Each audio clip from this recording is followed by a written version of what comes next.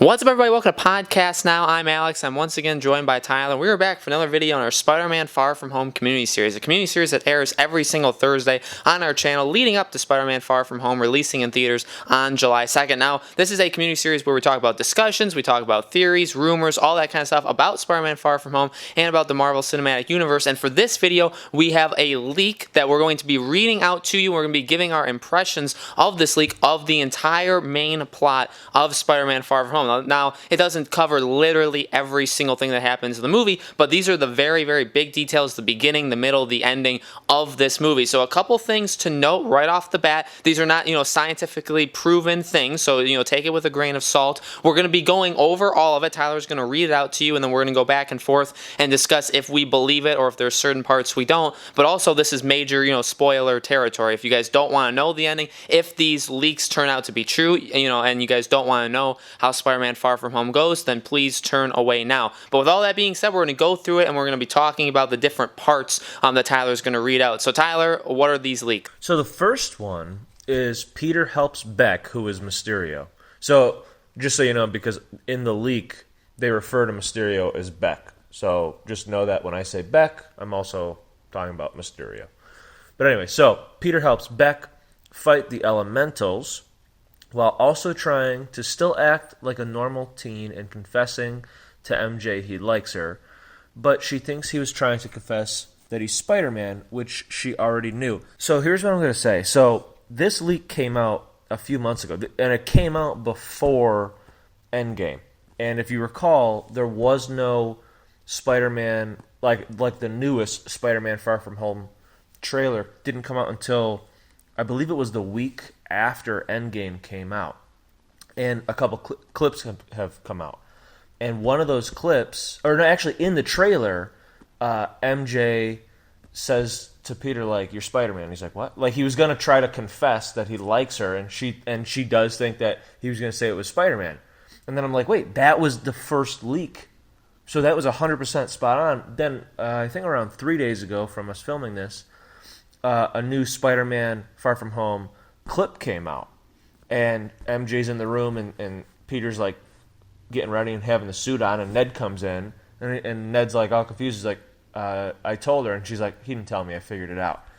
But the reason I'm saying that is that almost, in my opinion, verifies and validates this entire leak, because this first leak that I just told you, that he tries to confess to MJ, and she thinks that she's trying to confess that he's Spider-Man, and she already knew that. That is exactly spot on. So all the rest of this is probably 100% accurate. But anyway, so the next leak, when MJ nearly dies, Peter going full force. Now, I don't know what that means. I have a visual in my head, and you may too, and I don't think that's what it is. So I have no idea what that means. So something happens, and MJ's nearly going to die. Spider-Man, or Peter, is building a new Spidey suit by using Stark tech to try to destroy the elementals. But while this is all, just so you know, and if I don't know, maybe we're going to have a graphic of the leak on there. It's written sort of terribly, so that's why I'm having a hard time deciphering it. But while attacking one of the elementals, he realizes that the monsters are actually like some kind of robot, like with a holographic, but like real, like the fire's real, but it's a robot that was remotely controlled by Beck, who used tech from his own Earth to make them look like monsters. So he is 100% from a different universe. So the multiverse that we talked about is 100% accurate. That is not a lie. Beck is a liar, but he's not lying about that he's from a different universe. So that's another thing. So Peter then realizes that Beck was lying about everything, like I just said, other than the multiverse, revealing him as a fraud. He was nothing but a petty magician in his universe. But when he came to our Earth, he decided to use his tech from his universe to become a hero after he saw what Iron Man did and Iron Man's passing. And people needed somebody new, so he felt like he could be that new hero. Spider-Man and Beck then fight, but Beck escapes. Beck is using the tech to create... Then later, Beck is using the tech to create illusions, letting Peter think he's fighting Vulture from Homecoming and seeing all of his friends die. Peter manages to kind of snap out of the illusion, and he beats Beck. And Nick Fury takes Beck into custody. Nick Fury asks Peter to work with S.H.I.E.L.D. full-time, but Peter refuses. He tells Fury that there was only one Iron Man, and he wants to keep helping the little guy. Now, what I also think is important about that part is, again, this leak came out well before Endgame, well before the newest Spider-Man Far From Home trailer, and the tell is that Peter says that there's only one Iron Man, where if you notice, the whole theme of the newest Spider-Man trailer was Iron Man's gone, and he left everything to you to kind of not be the next Iron Man, but kind of to take his place. And I feel like Peter's gonna have a hard time trying to like live up to that, or trying to live up to that. And that's based off the trailer that came out months after this leak. So again, it's 100%. This leak's definitely, I think it's 100% true. So then the final snippet of leaks. It is revealed, this one kind of bothers me, but it's okay. It is revealed that 5 years later, which is, I believe when they say the 5 years later, it was the end game, that 5 years that takes place. The Avengers Tower was bought and rebuilt as Oscorp Tower, which I assume all of us were going to guess.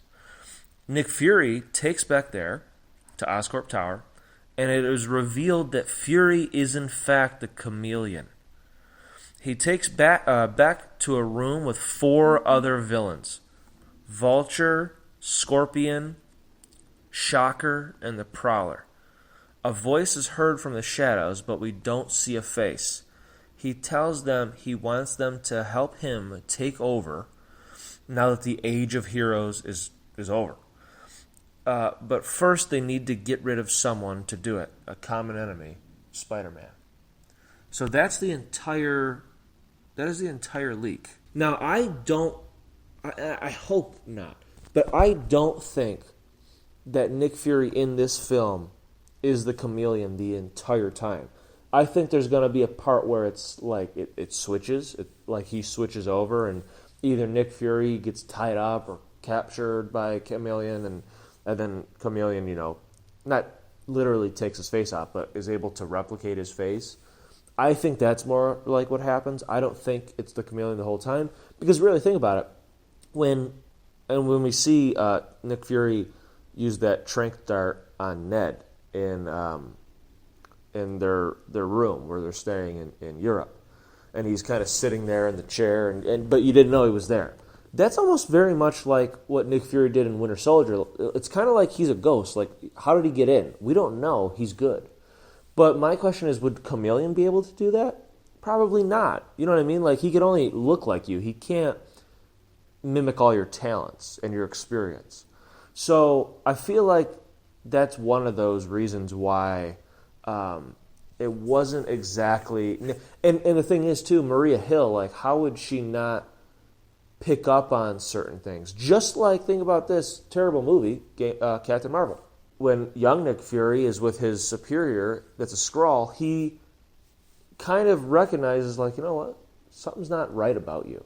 So how would Maria Hill, who's with Nick Fury in this movie, how would she not be like, how do you not remember, when we did this one thing, or you're acting a little weird? You know what I mean? So I feel like there's no way that he's the Chameleon the entire time. He's probably the Chameleon once the Chameleon realizes, like, Peter figured it out, Spider-Man figured it out, because Chameleon was obviously, he's hired by Norman Osborn. That's who that voice is. So obviously, once Spider-Man is fighting Mysterio, that's probably when Chameleon's like, okay, you know what? I'm going to have to do things a little bit differently. I'm going to have to get to Mysterio a little bit differently to take out Spider-Man. So now I'm going to have to capture Nick Fury. And I'm going to have to act like Nick Fury. So that way, when Spider-Man inevitably beats Mysterio, which he will, then he ends up in my custody. That's likely what we're going to see. So that's the one thing. If he's Chameleon the entire time, honestly, I would hate that. That would really bother me, because that would make it where there is no Nick Fury Spider-Man relationship, like, at all. And then when he's like, I can't even say it because I don't want to swear on this. When he's like, be pleased, like, that's like a Nick Fury thing. That's not a Chameleon thing. So I don't know. I just don't. My fingers are really crossed. But I don't know about you, and then we're gonna let Alex talk. I am not into, if this is going to be the Sinister Six, which there might be multiple iterations, because Spider-Man, this is going to be a 6-movie arc film at the very least. So we're obviously going to get Sinister Six for the next Spider-Man movie, which does make sense. We're probably going to get it for Spider-Man 3 and probably for Spider-Man 6. But Chameleon, Mysterio, Vulture, Scorpion, Shocker, Prowler, that is not the lineup that I was looking for. But it'll probably change, because, I mean, where's Doc Ock? Where's Electro? Where's Green Goblin? You know what I mean? Like, add those. Prowler is... Prowler was in Homecoming. And we saw Prowler in the animated Into the Spider-Verse movie. It's nothing against Prowler and nothing against Shocker, but they're like small fry. I want to see Green Goblin. I want to see Doc Ock. I want to see Electro. That's what I want to see. So that'll probably be introduced, or even Kraven the Hunter. That'll probably be 4, 5, 6 that those characters are introduced. But I don't know. It'll just be kind of interesting. I feel like we're getting the kind of the villains that really nobody cares that much about, other than Mysterio, out of the in the Spider-Man universe. And I feel like then after that, then we're gonna get, okay, now these are the really cool villains. Maybe it's to space everything out, because those villains have been used most recently by the other Spider-Man movies. Maybe that's why. But nonetheless, I mean, I'm into the Sinister Six, so it's going to be interesting. But overall, from what we're seeing, it seems like it's going to be a pretty good movie. Predictable, perhaps. But I think it's going to be really good nonetheless. Yeah, I mean, I believe the leaks as well. I mean, I think a lot of them do sound pretty sound. Like Tyler was saying, we kind of get some confirmation from these recent trailers that, again, appeared after these leaks came out. But it seems like, if you follow the leaks, either it is completely true or this person or whoever leaked it has a pretty good imagination, because it does seem like, it follows a very, very good story. It seems to have those twists. We get some kind of throwbacks to Homecoming with him fighting Vulture. We get the relationship with him and MJ. So, I mean, we get all of those things. So like Tyler said, I think those are the two main things. We know that they're going to develop the relationship between Peter Parker and MJ, and how they take that and what happens to her later on in the movies. That'll be really cool to see if they do anything different or how they change it up. So I'm interested to see that. But obviously, again, the Nick Fury thing, that will be interesting. I kind of read it the same as Tyler. I don't think it's going to be... I think Nick Fury will have a part in this movie for at least like the first half. It just doesn't seem like them to kind of do that for the entire film, like Tyler was saying.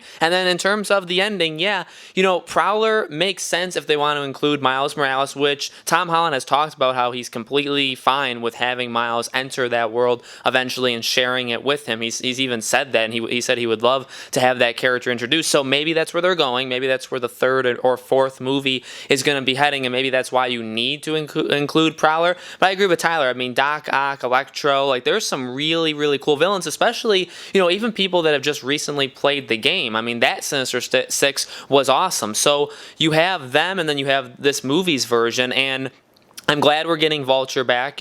So there's a couple, and obviously having Norman Osborn, that's going to be really cool. We'll see where they take him, how fast that kind of switch is going to be to Green Goblin. But I would like to see, just like Tyler, the other, the Prowler, Shocker, especially Shocker. I don't really know why that makes sense to include him back, whether it's kind of just to bring him back because of the Homecoming kind of thing, or just because they are, like Tyler said, maybe they're not planning on having the Sinister Six take up all of these movies. Maybe they're going to have a lot of them disappear after the third movie, have Spider-Man beat them, and then they'll need replacements for the fourth or fifth movie, or maybe they'll just be completely done with and they'll be still just single main villains for those movies. They could do that. I mean, they've proven you don't need a huge range of villains. You don't need 4, 5, 6 villains to make a movie good. I think it's going to be really cool because I don't think we've really ever seen anything like that in these kind of movies. I mean, I guess Spider-Man 3 with Tobey Maguire is the closest we've gotten to a lot of villains, and they did that obviously awful, right? They couldn't handle it. There was a lot of problems with that movie, but even another one of the problems is they really didn't handle the whole Sandman, Venom. They didn't really do either of those two things well at all. So I would like to, hopefully they can handle the increased amount of villains, and if they want to just include single ones later on, then that's the case. But, overall, like Tyler, I mean, I'm really excited. After seeing those leaks, it's like, you know what?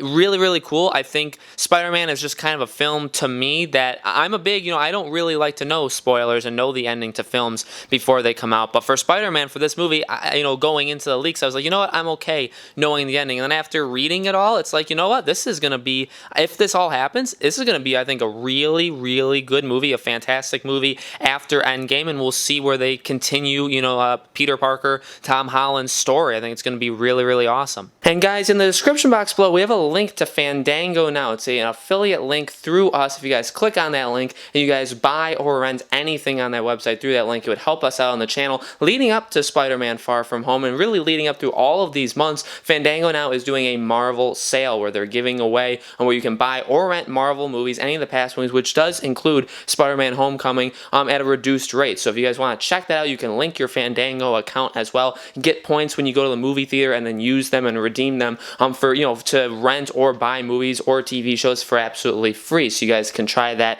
if you want. Again, it's in a link in the description below and really would help us out if you guys did that. So guys, let us know in the comments below. Do you believe the leaks? Do you think there's anything that's off about them? And just what do you think about them overall? Let us know. Make sure you guys subscribe to our YouTube channel Podcast Now. Hit that bell icon so you guys know when these videos go up. And again, these Spider-Man community series go up every single Thursday on our channel leading into Spider-Man Far From Home, releasing in theaters on July 2nd. So we're going to have another video for you guys next week, and we hope to see you guys there.